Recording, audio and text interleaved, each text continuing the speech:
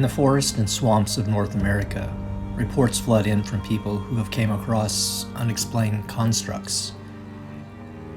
Be it unusual formations constructed out of forest materials, or bent, broken, uprooted, or even inverted trees.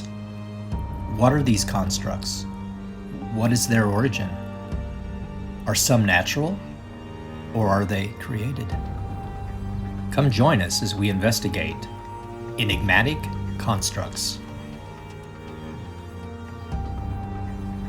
Many years ago as a Boy Scout, to qualify for a Wilderness Survival Merit Badge, we had to construct a debris shelter from scavenged forest material. The requirement was that we were to spend the night in it, hopefully without it falling and crushing us. Are some of the constructs people are finding for shelter? Or do they have a more symbolic meaning?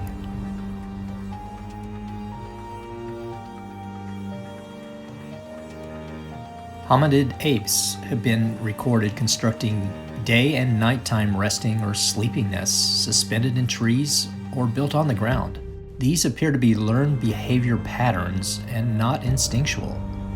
In addition to being used for nesting purposes, these constructs are also used to provide protection during the birthing process. Gorillas tend to have the most primitive nests, with the chimpanzees moving up the ladder. The orangutans are the top constructs and sometimes add additional features such as pillows, blankets, roofs, and even bunk beds to their nest. Of course, man takes the blue ribbon these days for our sleeping constructions.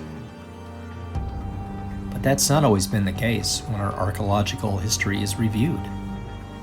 The Anasazi culture of the southwestern United States built their homes high in inaccessible and defensible cliffs, choosing locations that offered shade in the summer and direct sun in the winter. Ice Age hunters built their huts framed with mammoth tusks and covered them with skins and sod. The early Inuit substituted whale bones for mammoth tusks. They, of course, invented the igloo, that marvel of simplicity and efficiency. A skilled craftsman can build a complete snow house in less than an hour. Birds and other creatures are well known for nest building, and their behavior appears to be instinctual versus learned. They have literally been pre-programmed to know what to do. For birds, the only time they sleep all snuggled in a nest is during egg incubation and to keep their young warm. Animals appear to create structures for three reasons: to create protective habitats, i.e. homes, to catch prey, and for foraging, like traps, and for communication between members of the species. Bucks rub trees and scrape the ground as visual markings to announce their presence to other deer.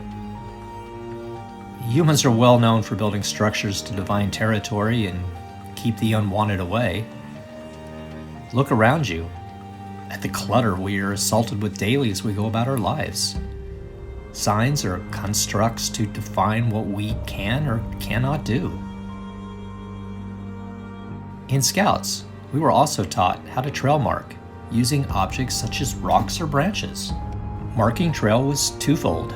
It served as a means for you to retrace your steps, or if you became lost, it was a way for others to track you. This skill, at least in North America, traces back to the early inhabitants of the continent. Trail marker trees are spread across the United States and Canada. They were intentionally shaped by the Native Americans so they could be easily recognized. This unique marking system would denote areas of importance, such as sources of food and water, or they were used as navigational aids to help guide the travelers along the best route during their journeys. It's speculated that they were even used as territorial boundary markers. The most characteristic marking trees consist of a sharp bend low on the trunk and horizontal to the ground, with a second sharp bend upward.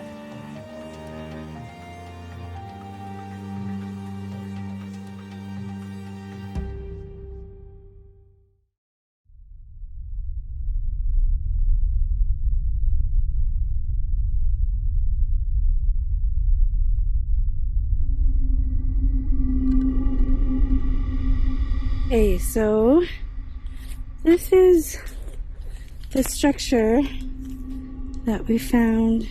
But when you come up on it, it looks like a brush pile.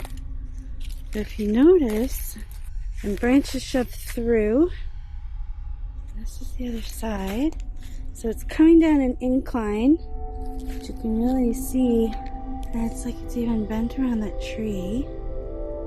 So if it was a wash out coming from up this hill, there would be like more of a clearing.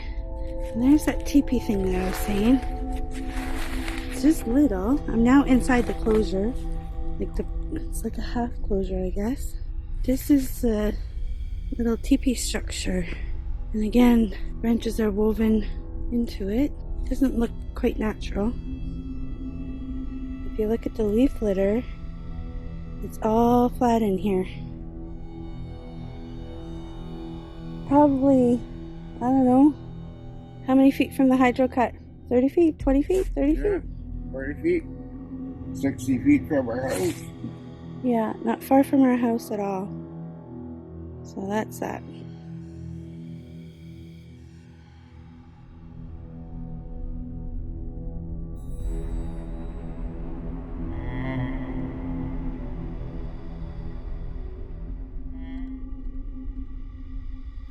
Hi, I'm Zeus with Western Slope Bigfoot Research Organization. I just want to do a little explanation about structures that the Sasquatch make.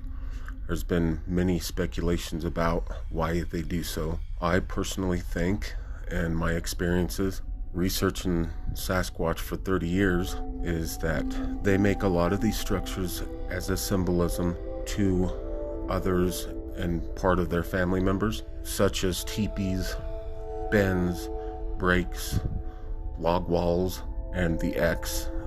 Speculation about the X is that it's a stay out of my area. It's a territorial meaning, which Sasquatch is very territorial, and others say it's a energy boundary for the energy lines of the earth, which I found that really cool because I actually lined them up. Bends, tree breaks, I found bends point towards water, tree breaks actually point towards human activity. Pyramid type teepee structures are a very powerful symbol as far as energy. I found many type of structures. Nobody definitively knows for sure. Like I said, it's all speculation. Whenever you find these structures, in my experience, I have had incredible interaction with the Sasquatch. As with anything, there are naysayers that claim these are natural occurrences brought on by snow load or other factors. Granted, some are, but others are constructed to serve specific purposes. On my property, I've encountered trees that were snapped several feet off the ground, but in this particular case, it was snow load and the removal of surrounding support trees the previous fall that were to blame. But I've also found trees that were bent and growing in an arch formation. Was this a natural occurrence, or was it manipulated by something or someone? These arches are located at the back of my property that backs up to thousands of acres of uninhabited wilderness. This summer, as Keegan, Trev, and myself venture out on our treks, we will select a base camp and construct shelters for ourselves. We will keep an eye open for any unusual constructs, tree or trail markers. Granted, we might include some synthetics in our individual nests to keep us dry, and the only eggs we'll be having are scrambled, hard-boiled, or sunny side up. Hopefully not freeze-dried. Sorry, Keegan. See ya, guys. Until next time.